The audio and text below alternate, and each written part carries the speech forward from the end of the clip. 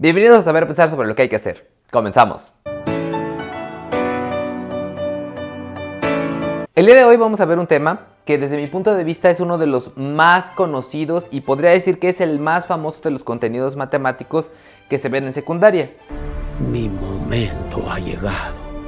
Quizás se deba a la trascendencia que tiene con respecto a todos los demás contenidos matemáticos. Tiene trascendencia geométrica, tiene trascendencia algebraica, se aplica en otros contextos profesionales, o sea, tiene un montón de aplicaciones directas sobre el mismo. Entonces, eso hace que sea como de los más conocidos, famosos, de los que más aprenden los alumnos, sobre todo de que ya la manera de verlo, digámoslo así, algebraicamente, pues es sumamente fácil de utilizar. Oiga, profe, ¿habla de las leyes de Fourier? Exactamente. No, pues hablamos justamente de algo todavía más complejo, no, más sencillo, que es el teorema de Pitágoras. El teorema de Pitágoras es un teorema matemático que surge a través de la historia y quizá también por eso recae su peso. ¿Por qué son pesadas las cosas en el futuro? ¿Hay problemas de gravedad en el futuro? A su vez, analiza al triángulo rectángulo desde un punto de vista muy distinto a lo que se ha hecho a lo largo de lo que es la educación primaria. Entonces, para que nosotros podamos adentrarnos realmente en forma a lo que va a ser el teorema de Pitágoras, tenemos nosotros que estudiar a su campo de estudio, que es el triángulo rectángulo. El triángulo rectángulo es una construcción de triángulo especial en la cual uno de sus ángulos internos mide 90 grados. Por lo tanto, los lados pues, son prácticamente irrelevantes en términos de la característica. Es decir, si ya tiene 90 grados, automáticamente ya es un triángulo rectángulo. Sin embargo, si lo quisiéramos delimitar en términos de sus lados, podría tomar cualquiera de las tres, equilátero, isósceles o escaleno. Entonces, vamos a discriminar y a comprobar, ¿no? Por ejemplo, este triángulo rectángulo que está aquí, ¿es escaleno, isósceles o equilátero? Equilátero. Bueno, ¿por qué diríamos que es equilátero? Pues porque sus mismos lados valen lo mismo, ¿no? Sí, es equilátero, pero en este caso no es así. De hecho, lo podría discriminar yo desde el concepto del triángulo equilátero, ¿no? Un triángulo equilátero tiene tres segmentos congruentes entre sí y por lo tanto tres ángulos congruentes. Así que si estoy hablando de que tiene tres iguales, bueno, de tres segmentos del mismo tamaño, entonces tiene 60 grados cada uno. Así que ya el simple hecho de tener 90, pues ya lo discrimina por completo. Entonces un triángulo rectángulo jamás va a ser equilátero. Pero sin embargo, puede ser isósceles, ¿cierto o no? Porque puede tener dos segmentos que sean congruentes entre sí y aún así seguir teniendo 90 grados. O incluso escaleno, ¿no? Que tenga todos sus segmentos de diferente tamaño y aún así ser un triángulo rectángulo. Entonces, ahí está. Ya basta, por favor, ya basta. Ahora, obviamente esto ya se hace después históricamente, pero bueno. Cada una de las partes del triángulo rectángulo adquiere un nombre con base en el segmento geométrico que define su construcción. Los segmentos que unen al ángulo recto son adyacentes al mismo o que lo forman, si lo quieres desde ese punto de vista, se le conocen como catetos. ¿Sí? Entonces, ambos se llaman catetos. Entonces, pregunta, ¿qué es un cateto? Los lados que conforman lados de un triángulo que conforman el ángulo recto. Exactamente. De hecho, ya hasta nos podemos meter en otro sistema, miren. Una escuadra convencional, común, corriente, es un triángulo rectángulo. ¡Wow! No puedo creerlo. No me lo esperaba. ¡Qué impactante noticia! Se me está bajando la presión. ¿Quién lo diría? Entonces te pregunto, ¿dónde están los catetos? Abajo y al de lado. A ver, pasa. Aquí y aquí. Ok. ¿Y ahora? Aquí y aquí. Exactamente, ¿no? Entonces, la posición es irrelevante. Lo importante es que sean los segmentos que forman el ángulo de 90 grados. Aunque esté de esta manera, pues siguen siendo los mismos. Y existe un tercer lado que los une. A ese tercer lado, ¿cómo se le conoce? Se le conoce como hipotenusa. ¡Wow! La hipotenusa de un triángulo también tiene un montón de propiedades geométricas. Sin embargo, desde el punto de vista ya de la construcción, podríamos decir que es el segmento que une a los catetos. Podríamos decir que matemáticamente por la construcción en sí mide o es el segmento que tiene mayor dimensión en términos de los tres lados de un triángulo rectángulo. ¿Qué más? ¿Qué más podríamos decir de la hipotenusa? ¿Cómo identificarla? ¿Lado más largo? Pues lo que decíamos, ¿no? Lado más largo, segmento que tiene mayor dimensión, une los catetos.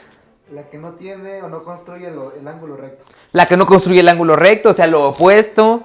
Pero, sin embargo, lo que te recomiendo yo que para identificarla es como la nombra normalmente, que se le conoce como el segmento opuesto al ángulo recto en un triángulo rectángulo.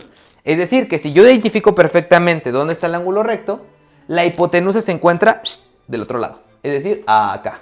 Sin importar la posición, ¿eh? Aunque yo lo moviera y lo colocara chueco, aún así, esta misma estructura pues, se seguiría conservando. Entonces, para que quede ahí este aspecto contemplado. Vámonos ahora sí a la historia. Vamos a estudiar un poquito de historia.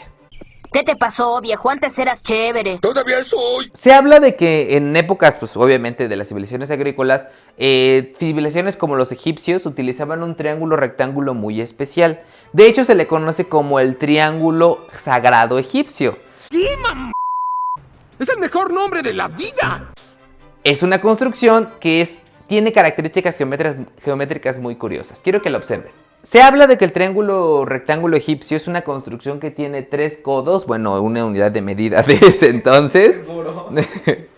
¿Sabes, burro? A veces las cosas no son lo que parecen. 3 codos de altura y 4 codos de base. Así de esa manera que se forma el ángulo perpendicular, el ángulo de 90 grados. Ahora, al momento de unirlo, este segmento de aquí, o sea, la hipotenusa de ese triángulo egipcio, brillaba. se ve... No, se ve más o menos así. Obsérvenlo. Vean. 3, 4 y este de aquí medía 5.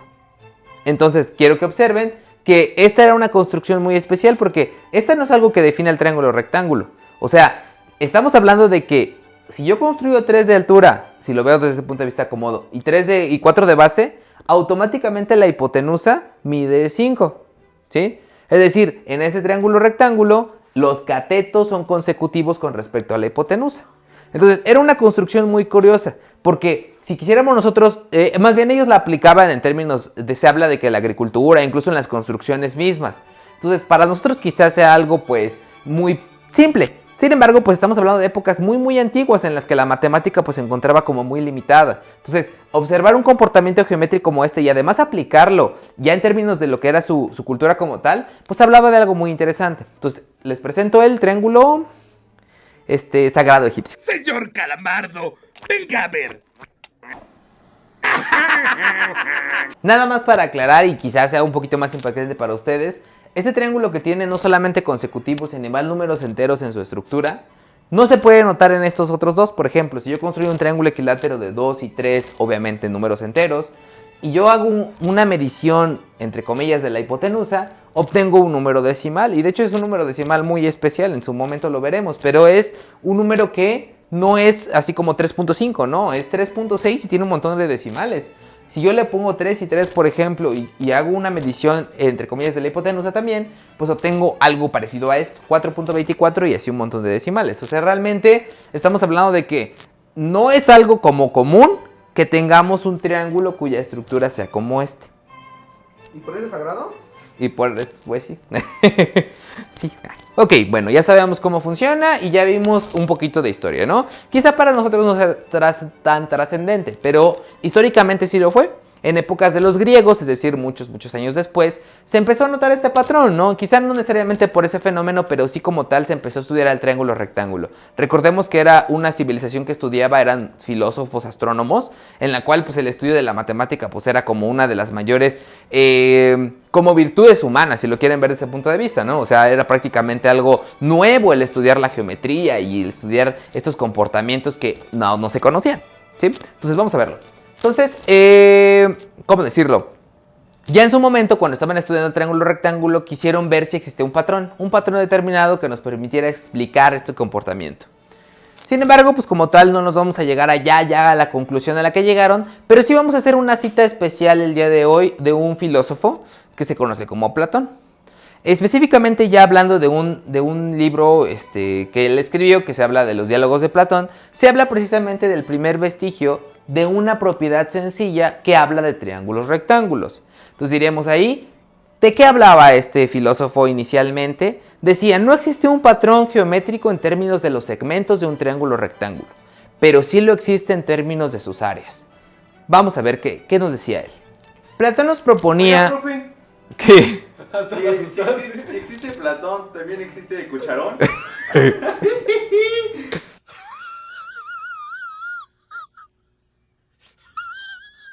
Platón nos decía, nos proponía una construcción, decía, formen un triángulo rectángulo que sea isósceles. Ahí está.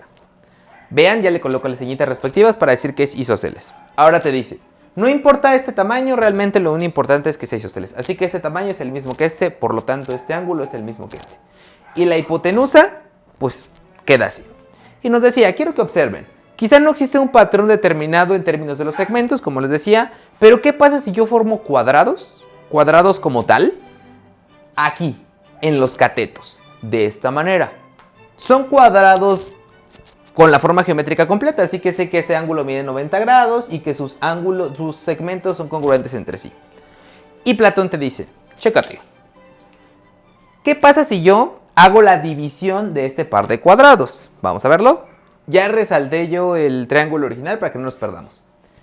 Quiero que sean muy observadores, vean, observen detenidamente. Este par de cuadrados forma a su vez un par de triángulos, en total serían 4 triángulos. 1, 2, 3, 4. Les pregunto, ¿son congruentes entre sí? Sí. ¿Cómo nos damos cuenta? ¿No los puedo medir? Pues porque toma de base el triángulo original como para un cateto opuesto. O bueno, un cateto pues. Los dos triángulos toman de base el cateto. ¿Verdad que te engañé? De hecho, tendrías que verlo desde un punto de vista todavía más simple, ¿no? Yo. A ver. Porque si lo podemos demostrar por lado, ángulo, lado. Lado, ángulo, lado. Eso es lo que nosotros les queremos proponer, Sabes, yo también tengo algo de científico. ¿no? Lado, ángulo, lado. Si ustedes lo notan, pues este ángulo es de 90 grados, análogamente este es de 90. Y los segmentos, tanto este como este, son congruentes entre sí. Así que este con respecto a este cumplen el criterio lado, ángulo, lado. Así que este con respecto a este también va a cumplir ángulo, lado, ángulo, ¿no? O sea, este segmento y este segmento pues, son iguales al original y a su vez este mide 90 grados. Y ya lo mismo pasa con los demás. Así que entre todos son congruentes entre sí. Y Platón hace una última observación y dice, ahora haz lo mismo, pero con este señorón, con la hipotenusa. Deberías llamarte Bob Elegante. Recordando que la forma del cuadrado es irrelevante, no importa la posición, siempre y cuando yo cumpla que tiene un ángulo de 90 grados y dos segmentos, obviamente perpendiculares, para que sea un cuadrado como tal, ¿no? Ahora, él dice, observen lo siguiente, este cuadrado de aquí, pues desconozco por completo sus dimensiones, tanto de área como de segmento, porque fue formado con la hipotenusa del triángulo original. Y te invita y te dice, trázale las diagonales. Entonces, para finalizar, ¿qué observamos? Ese cuadrado formó 4 triángulos. Forma 4 triángulos. Y estos 4 muchachones de aquí son congruentes a los de acá. Es decir, que si yo los numerara, 1, 2, 3 y 4, serían igual el área a 1, 2, 3 y 4. ¿Cómo lo saben? ¿Por qué? Porque estos son los mismos. ¿Por qué? Como lo sabemos, porque uno en primer lugar son diagonales del cuadrado. Aquí hay un ángulo de 90 grados, ¿cierto o no? Semejanza de triángulos, amigo. Exactamente, por semejanza de triángulos. Obviamente tendríamos que demostrarlo, ¿no? Pero bueno, volvemos a lo mismo. Este ángulo fue bisectado, fue cortado a la mitad, así que aquí hay 45 grados, aquí hay 45 grados. Por lo tanto, este triángulo es isósceles y a su vez, como es isósceles, es idéntico a este. ¿Por qué? Porque también cumplirá el criterio ángulo, lado, ángulo. Porque comparten, digamos, un lado. Obsérvalo aquí y estos ángulos también miden 45 grados, ¿no? Por definición del triángulo rectángulo que fue cortado de un cuadrado. Ya no le haga caso, por favor. ¿Eso te gustó, amiguito? O sea, ya nos podríamos meter en un rollo matemático más allá. Pero sí te invito a que, bueno, es importantísimo, qué bueno la aclaración. Pero ahorita vamos a quedarnos con esto. El área del cuadrado de los catetos es idéntica al área que forma el cuadrado de la hipotenusa. ¿Por qué cuadrado? Porque funciona con cuadrados. ¿Funcionará con alguna otra figura? Pues no sabemos por el momento. Pero sí podríamos hacer esta afirmación. En un triángulo rectángulo isósceles cualquiera, el cuadrado o la suma de los cuadrados de los catetos es igual al cuadrado de la hipotenusa. ¿Funcionará con los demás triángulos? Acompáñanos en los siguientes videos para seguir explorando cómo se formó este concepto del famoso teorema de Pitágoras y qué desencadenamiento tuvo en términos de la matemática, de la ingeniería, de la arquitectura y demás. Entonces, no me queda más que despedirme, compartir, no olviden compartir, suscribirse, darle like y comentarnos. Sobre todo, decirnos sus dudas y cómo podríamos mejorar. Y no me queda más que decirles que para realizar el análisis de triángulos rectángulos basta con saber pensar sobre lo que hay que hacer. Nos vemos.